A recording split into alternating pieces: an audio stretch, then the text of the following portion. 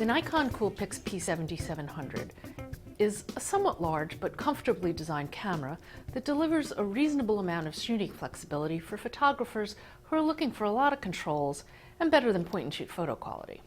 The body has a real grip, which makes it nice for one-handed shooting, and there's tons of direct access buttons and controls for quick operation. Those include 3 slots on the mode dial for custom settings and a couple of programmable function buttons.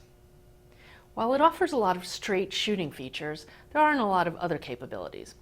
Not just GPS or Wi-Fi, but there's only a few creative effects, and I'm not really crazy about the ones it offers.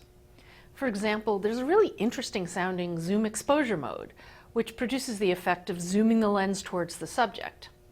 But it really only works in dim light. Some of the dials tend to be a little easy to move too, and some of the buttons are less responsive than I'd like. For instance, I would occasionally press the shutter and think I'd gotten the shot, only to discover, nope. You can't change the volume of the shutter noise either, so the only way to confirm that you actually got the shot is to keep that loud, intrusive sound enabled. Nikon's also a bit behind the times with its video controls. There's no record button, and though you can control aperture and shutter speed, you can't zoom while you're shooting. And even though the camera still has its articulated LCD, which Canon dropped from the G15, Nikon jettisoned the optical viewfinder. And it really should have a built-in lens cover by now.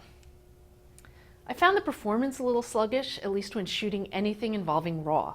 Processing the images seems to add a lot of overhead that delays your ability to change settings, review photos, or quickly take another shot. And focusing in low light's also just a little bit slow. Photo quality in good light and at low ISO sensitivities is quite good. Shots look sharp and colors are pretty accurate. Like many of these mid-range cameras, however, once you bump up to about ISO 400, edges get mushy and defocused background gets dithery.